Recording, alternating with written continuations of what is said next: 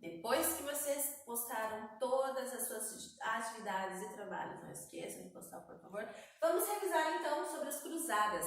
Cruzadas foi o conteúdo que vocês analisaram sozinhos em casa. Lembram dos vídeos que eu coloquei, perguntas, resumos que eu mandei vocês fazerem? Então eu estou aqui hoje para fazer uma revisão de tudo isso, já que vocês não tiveram a minha explicação sobre o assunto.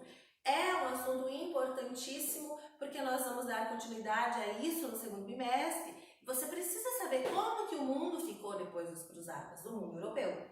Você já estudou o feudalismo na Europa e depois das cruzadas o feudalismo vai caminhando para o fim. Então é por isso que você precisa entender o que foram, por que aconteceu e as consequências das cruzadas no mundo europeu. Primeiro de tudo, as causas. Pedi para vocês irem atrás das causas das cruzadas. Os vídeos que eu postei para vocês também te deram, assim, algumas ideias de por que ocorreram tantas guerras, assim, né, em nome de Deus, que foram as cruzadas. Então a gente tem algumas causas, não dá para você falar que foi uma coisa só. A primeira causa, e a mais importante de todas, é que a população da Europa triplicou de tamanho.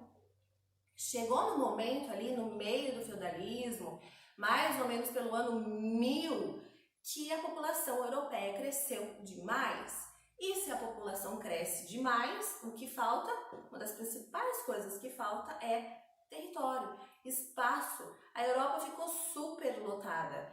E qual era o único meio que havia na época, lá no ano 1000 depois de Cristo, de conquistar outros territórios ou de conseguir um novo território? Por meio das guerras. Agora sim, o crescimento populacional foi uma causa das cruzadas. Mas por que a população cresceu?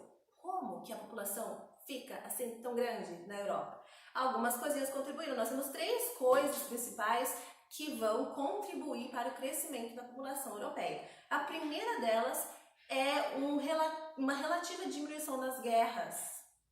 Os reis europeus já estavam mais ou menos com a maior parte dos seus reinos formados. Então eles não precisavam mais tanto expandir o seu território. Então aos poucos as guerras foram diminuindo. Isso não quer dizer que as guerras vão acabar. Não. Houve aí, próximo do ano 1000, mais ou menos 800 depois de Cristo, até o ano 1000, esses 200 anos, de uma relativa diminuição de guerra na Europa. Então assim, se diminui um pouco as guerras, o que acontece com a população? Já não morre tanto. Então a diminuição das guerras é o motivo que faz com que a população europeia triplique de tamanho. Segundo, outra coisa que contribui para o aumento populacional na Europa, melhorias nas técnicas agrícolas. Nós estamos falando aqui de feudalismo, o auge do feudalismo. Tudo que as pessoas faziam era ligado ao campo. Então você lembra dos camponeses? Lembra dos senhores feudais? Então assim, eles dependiam da terra. E plantando, aos poucos, eles foram desenvolvendo algumas técnicas agrícolas, como por exemplo, o arado de ferro. Todo mundo sabe o que é um arado? O arado que coloca no boi, no caso aqui, ele foi aperfeiçoado, né? Ele foi feito bem grande para ser carregado por bois e eles conseguiam arar um campo de terra muito maior em um tempo muito menor. Outra coisa que contribuiu para as melhorias agrícolas foi a roda d'água. Sabe a roda d'água? Aquela que é movida pela força da água e geralmente ela movia os moinhos, pegava lá o trigo, o grão e moía-se através da roda d'água. Então assim, a população começa a ter um acesso muito maior a alimento, uma coisa que era escassa. Então se eu tenho uma porção de terra que eu consigo plantar muito mais rápido, eu consigo também fazer com que mais gente depois de um tempo consiga se alimentar. Então assim, diminuição de guerras e melhorias nas técnicas agrícolas vai fazer com que a população triplique de tamanho. E por último, mas não menos importante, que contribui para o aumento populacional, nós temos melhorias também nos hábitos de higiene. No feudalismo, nós temos uma população morando longe uma da outra. Elas moravam no campo.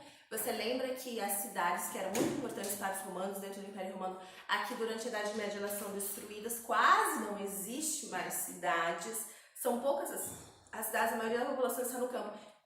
Então as pessoas estavam mais distantes. Quando melhora-se alguns hábitos de higiene, como por exemplo lavar mais as mãos, já que essa população ela se concentra na maior parte dela no campo, então eles têm muito acesso à água. E com esse acesso à água, melhora sim um pouco a higiene. Não quer dizer que o europeu vai tomar banho todo dia, não, isso não vai acontecer, como não acontece até hoje, mas essa diminuição também nas doenças devido a poucas medidas de higiene que eles passam a ter, contribui para o aumento populacional, ok? Então, essas 3 coisinhas fazem com que a população aumente, eu não tenho mais terra, qual que é a única forma de conquistar terras? Guerra. Vamos então fazer guerra. Mas como? Aonde? Né? Como que a gente vai fazer uma guerra? Ah, simples, vamos conquistar algum território, pronto, vamos lá, fizemos guerra. Não é tão simples assim. Nós temos aí o mundo centrado em Deus. Isso eu já tinha explicado para vocês. O mundo medieval é um mundo teocêntrico, centrado em Deus. Então não é muito simples assim você fazer uma guerra. Ainda mais aqui, né, que a Igreja Católica, ela está muito forte, a influência da Igreja Católica, tudo que o Papa fala, todo mundo diz amém. Então assim, o Papa, juntamente com alguns reis, vai ter uma ideia genial. Eles vão criar as cruzadas. Por que elas têm esse nome? Elas foram chamadas de expedições em nome da cruz, que cruza em nome do cristianismo, da cruz de Cristo. É por isso que todas essas guerras são chamadas de cruzadas. E aliás, não foi uma guerra só, não foi uma cruzada só. São quase 250 anos de cruzadas. E eles precisam decidir então qual que é o lugar que eles vão atacar. A gente não tem terra aqui, o que a gente faz? O lugar que eles vão decidir atacar vai ser a cidade de Jerusalém, lá na Ásia. Por que Jerusalém? Oriente Médio. Por que Jerusalém? Jerusalém era uma importantíssima cidade comercial e era o ponto, na verdade, que ligava toda a Ásia com a Europa. O pouco comércio que havia dentro da Europa, que era inclusive um comércio de luxo, né, mais voltado ali aos nobres, aos senhores feudais, aos reis e rainhas e toda aquela corte que vivia próximo dos reis. Esse comércio de luxo, eles faziam com itens que eles compravam na Ásia. Então, Jerusalém era a porta de entrada para o mundo asiático. Quem dominasse Jerusalém iria dominar todo aquele comércio que era feito com a Ásia. Lembrando, era um comércio pequeno, era um comércio de luxo, quase não havia comércio na Europa nesse momento, mas esse pequeno comércio que havia era feito com os asiáticos. Então eles vão pensar em atacar Jerusalém, conquistar a cidade de Jerusalém, porque é um local estratégico. Outra, o mar Mediterrâneo, que banha boa parte da Europa, era controlado por povos ali do Oriente Médio. Bom, como por exemplo, os árabes muçulmanos, uma parte dos árabes que também eram judeus. Então os europeus eles queriam reaver novamente essa comercialização que eles faziam no mar Mediterrâneo, porque quem controlava toda a navegação no mar Mediterrâneo eram os árabes muçulmanos, ok? Então é isso, vamos atacar Jerusalém. Quem atacar Jerusalém, dominar Jerusalém, domina outras partes da Ásia. Fechou, é isso que a gente vai fazer. Mas lembrando, é um mundo centrado em Deus. Vamos fazer o quê? Vamos usar uma desculpa um pouquinho melhor. Não vamos simplesmente chamar toda a galera da Europa e atacar Jerusalém. Não, vamos escolher, fazer uma pequena desculpa. O Papa da época, Papa Urbano II, emitiu uma bula papal. Uma bula, se você não sabe, é uma lei, né? Uma lei papal. Lembrando que o poder religioso aqui se misturava demais com o poder do Estado, então o Papa era também uma autoridade do Estado e não apenas da Igreja. O que ele faz?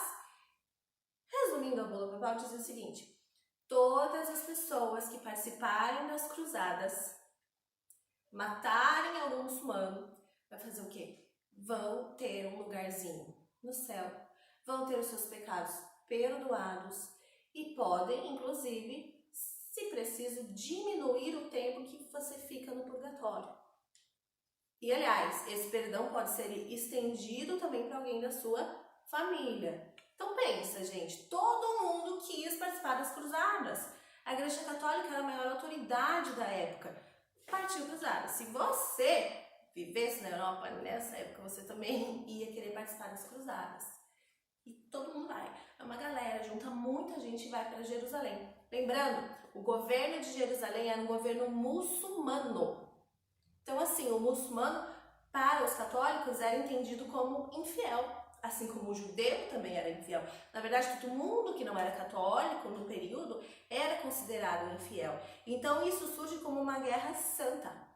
Se você mata um muçulmano infiel, você tem o perdão dos seus pecados, você não fica no purgatório, você pode estender esse perdão, de repente, para alguém da sua família. Você pode, inclusive, saquear as cidades que você passa no meio do caminho, porque isso era muito normal na época. Então, pronto, quem não ia querer participar das cruzadas? E exemplos, então, de cruzadas. Eu falei para vocês que foram quase 200 anos de cruzadas, né? Algumas oficiais, outras nem tão oficiais. Como todo mundo quis participar, não era todo mundo que tinha dinheiro para manter um exército nas cruzadas. Então a gente teve, por exemplo, cruzadas não oficiais como cruzadas dos mendigos.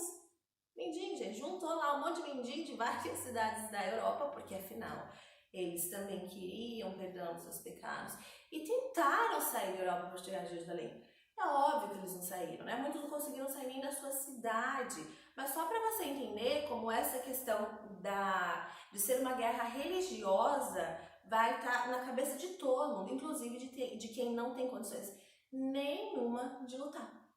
Nós tivemos a Cruzada dos Reis, que foi uma cruzada oficial, né? Principais reis aí, teve o rei da França, rei da Inglaterra, o Ricardo Coração de Leão, que participou dela. Essa cruzada deu certo, eles conseguiram chegar em Jerusalém, eles conseguiram retirar o governo muçulmano de Jerusalém e eles vão ficar ali em Jerusalém por mais ou menos uns 40 anos, os cristãos dominando Jerusalém, por causa da Cruzada dos Reis, que deu certo. Houve também cruzada de comerciantes, houve cruzada de adolescentes, que foi conhecida como Cruzada das Crianças. Eles até conseguiram sair da Europa, inclusive. Tá? Eles chegaram no Egito, mas lá eles foram feitos de escravos. Então são quase 200 anos de cruzadas que você tem que entender que uma deu certo, outra não deu certo. A que realmente funcionou foi a dos reis, porque a gente tem várias forças de alguns reinos da Europa chegando em Jerusalém, ok? E por último, mas não menos importante, depois desses 200 anos, como que acaba as cruzadas? Você precisa entender que nesse período que os cristãos eles dominam Jerusalém, é o tempo que o exército muçulmano tem para contra-atacar. Então os muçulmanos eles foram expulsos de Jerusalém, mas eles têm um período para se reunir novamente, né? Para depois ter um outro líder no exército deles, no caso que o sultão Saladino, e eles voltam com um contra-ataque, um exército gigante muçulmano às portas de Jerusalém. Os cristãos nesse momento eles são expulsos de Jerusalém. O Saladino consegue voltar a ter o controle sobre a cidade de Jerusalém e todo o comércio volta a ser feito pelos muçulmanos. Mas, contudo, porém, entretanto, o Saladino, ele era... Lembrando que o sultão aqui, para os muçulmanos, é o imperador, tá? É o correspondente ao imperador nos reinos europeus. Então, assim, o Saladino, ele concede permissão para os comerciantes cristãos novamente, né, quem já tinha feito ou quem não tinha feito, começar a fazer comércio com os asiáticos. A seda que vem da China, né, algumas especiarias que vêm da Índia. Então, assim, o Saladino, apesar de ele mandar os cristãos embora e ele retomar o controle de Jerusalém, ele deixa o comércio livre também para os cristãos. Então, assim, os objetivos que as cruzadas tiveram em serem criadas, alguns objetivos foram alcançados. Por exemplo, depois de 200 anos de guerra, o que acontece com a população europeia? 200 anos de guerra, declina a população. Muita gente morre. Então, eles vão ter esse relativo alívio ali na pressão demográfica. Segundo, objetivos religiosos. Expulsaram o muçulmano infiel de Jerusalém. Conseguiram? Só por um período. Os muçulmanos eles retomam novamente o controle de Jerusalém. E terceiro, mais ou menos importante, na verdade era o principal objetivo deles, que é retomar esse controle, fazer novamente o comércio, dá certo. Mas só dá certo porque o Saladino permite que os cristãos naveguem juntamente com os muçulmanos e judeus no mar Mediterrâneo. E isso vai mudar a Europa toda. Essa permissão, esse comércio que os cristãos fazem novamente. Algumas coisinhas vão surgir. Vai surgir uma nova classe social na Europa que não existia. É a burguesia. Os burgueses nascem depois das cruzadas. É aquele comerciante, é o cara que vai para a Índia, vai para a China, traz seda, começa a se juntar ali nas pequenas feiras medievais que vão pipocando na Europa inteira. E esse cara mora no campo, só que fica muito longe, né? Ele todo dia para a feirinha e voltar para vender os seus itens de luxo. O que ele faz? Vou morar perto da feira. Então, aos poucos, os burgueses que participam da feira, que vendem os seus produtos na feira, eles vão fixando, assim, pequenas residências, um puxadinho aqui, outro ali, atrás, né, em volta das feiras medievais. E aquilo ali, aos poucos, vai virar uma vila. E eles vão chamar vila, né, na língua deles, ali no germânico, que a boa parte da Europa depois vai misturar germânico e latim. Eles chamavam aquilo de quê? De burgos. Então, o que mora no burgo é a burguesia. É o burguês que aos poucos vai ganhando muito dinheiro através do comércio. Depois, gente, a gente vai caminhando aí para o final da Idade Média, 1300, 1400, e acaba finalmente em 1500 depois de Cristo, a gente já tem uma nova forma de vida.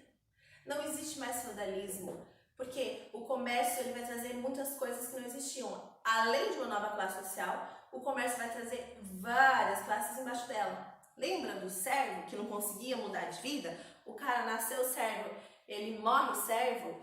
Com a ascensão do comércio, não. Ele pode, de repente, aprender uma nova profissão. Ele pode ser marinheiro, pode mandar o filho dele lá para as grandes navegações, que aos poucos eles vão voltar a fazer. Eu posso, de repente, trabalhar ali no burgo ajudando alguém. E vão surgindo coisas que não existiam. Aliás, existiam, mas eram feitas ali dentro dos feudos e que não ganhava-se dinheiro por isso. Por exemplo, perto dos burgos, dentro dos burgos, além da feira, a gente tem também o cara que fazia armas, porque vão ser necessárias essas armas também. A gente vai ter o ferreiro, a gente vai ter uma escola do cara que vai aprender a costurar, do alfaiate, a gente vai ter outra escola do cara ali que pode de repente aprender a fazer sapato. Então vão surgindo outras profissões que não existiam. A ascensão do comércio traz uma nova forma de vida que não está mais ligada à terra. Nós temos oficialmente o fim do feudalismo, então, por causa das cruzadas. É uma nova forma de vida. Eu, de repente, nasci servo, mas eu posso morrer burguês. Posso ir aos poucos, né, mudando de profissão, aprendendo um novo ofício, posso ir juntando dinheiro e, de repente, no final da vida, posso ser burguês. Ok? Então, as cruzadas são muito importantes por causa disso. A gente vai continuar depois do nosso segundo bimestre, depois uma nova forma de vida, sem feudalismo. Beleza? Bons estudos para vocês, até bimestre que vem.